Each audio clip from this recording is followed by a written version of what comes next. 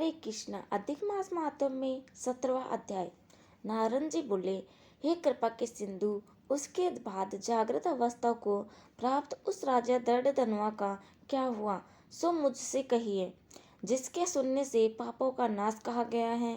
नारद जी बोले, अपने पूर्व जन्म के चरित्र को सुनने से आश्रय युक्त तथा सुनने की इच्छा रखने वाले राजा देवधनवा से वाल्मीकि ऋषि फिर बोले। वाल्मीकि मुनि बोले, इस तरह स्त्री के मुख से शीतल वाणी को सुनकर सुदेव शर्मा धैर्य धारण कर हरि भगवान के चित लगता हुआ धीरे श्वास लेकर जो होने वाला है वह होगा, यह मन में निश्चय कर पुष्प संध्या आदि के लिए वन को गया।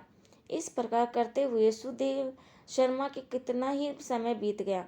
बाद किसी दिन संध्या को फल पुष्प आदि लेने के वन को गया। वहां जाकर सुदेव शर्मा वन से हरि भगवान की चरण चरण कमलों का ध्यान करने लगा।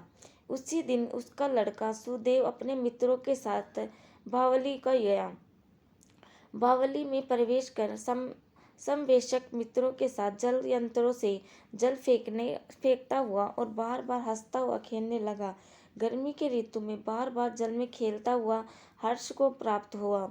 इस तरह प्रेम में मगन सब बालकों से खेल करते हुए तथा जल में खड़ा हुआ वह सुदेव बालक मित्र बालकों से पीड़ित होकर मित्र वर्ग के भय से भागने की इच्छा करता हुआ और भाग्य से प्रेरित हो अपने श्वास को रोककर अपने मित्रों को छलने की इच्छा से वहां आधा जल में गोता गया, किंतु उस जल में व्याकुल होकर उससे बाहर निकालने की इच्छा करता सांस उस आधा जल में वह बालक मृत्यु को प्राप्त हो गया। जल से निकलते हुए बालक को न देखकर वे सब समस्यक में मित्र बालक चकित होकर हाहाकार करते हुए बड़े जोर से दौड़े और अत्यंत शोक से ग्रस्त वे बालक उसकी माता गौतमी से जाकर बोले। उन बालक को अत्यंत अप्रिय वज्रपात के समान वचन को सुनकर पुत्र में प्रेम करने वाली वह गौतमी पृथ्वी पर गिर गई। उसी समय वन से सुदेव शर्मा आया। पुत्र का मरण सुनकर कटे वृक्ष के समान पृथ्वी पर गिर गया। बाद दोनों ब्राह्मण स्त्री पुरुष उठकर बावली को गए। वहां जाकर मृत पुत्र का आलिंगन कर उसके शरीर को गोद में लेकर सुदेव शर्मा बारंबार पुत्र का मुख चूमने लगा। अपने गोद में स्थित मृत पुत्र को बार बार देखता हुआ रोता विलाप करता गदगद अक्षर से बोला। सुदेव शर्मा बोले, हे पुत्र, मेरे शोक को नाश करने वाले शीतल सुंदर और शुभ वचन को बोलो। हे वत्स, मेरे मन को प्रसन्न करो। वृद्ध माता पिता को छोड़कर तुम जाने के योग्य नहीं हो। हे वत्स, वेदा अध्ययन के लिए तुम्हारा श्रेष्ठ मित्र बुला रहा है और बड़े हर्ष से पढ़ाने के लिए उपाध्याय तुमको बुला रहे हैं। हे पुत्र, शीघ्र उठो। उस समय क्यों सो रहे हो? तुमको छोड़कर घर नहीं जाऊंगा। घर में मेरा क्या काम है?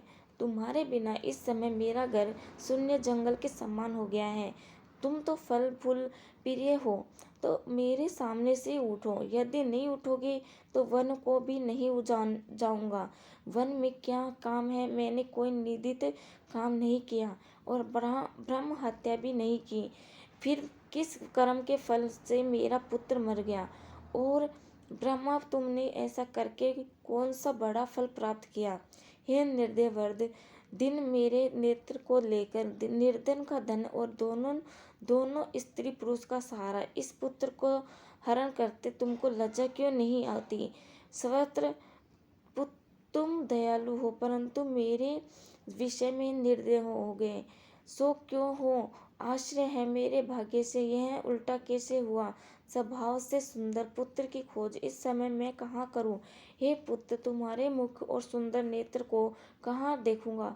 मेघ जल को बरसाता है, पृथ्वी धान्य को पैदा करती है, पर्वत रत्नों को और समुद्र मुक्ता सर्पमणि को देते हैं, परंतु उस देश को नहीं देता हूँ जहाँ मरा हुआ पुत्र मिलता हो, जिसके शरीर का आलिंगन कर हृदय के ताप को छोड़ता है।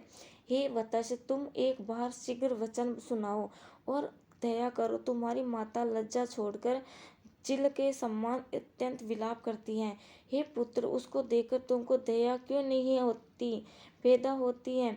माता पिता की आज्ञा बिना तुम कभी भी नहीं गए। हे पुत्र, हम दोनों से बिना पूछे कहाँ दूर चले गए? इस समय इसके वेदाध्ययन की उत्तम वाणी को सुनूंगा।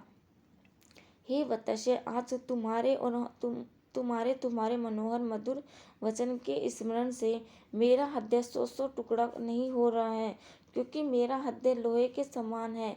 हे के कौशलेंद्र राजा दशरथ, तुमको हम धन्य मानते हैं, क्योंकि रामचंद्र के वन जाने पर पुत्र के ताप से दंग हुए प्राणों को नहीं रख सके, परंतु पुत्र के मर जाने पर भी जीवित रहने वाले तुमको धिक्कार है। हे गोविंद, हे विष्णु, हे यदुनाथ है, हे श्री रुक्मणी, हे प्राणपति, हे मुरारी, हे दिन पर दया करने वाले, हे दयालु पुत्र रूप अग्नि के ताप से संतप्त मेरी रक्षा करो। हे देवादि देव है, समस्त लोक के नाथ है, गोपाल हैं, गोपीश हैं, चक्र को हाथ में धारण करने वाले, हे यमुना के विष दोष को हरने वाले, पुत्र रूप अग्नि के ताप से संतप्त मेरी रक्षा करो।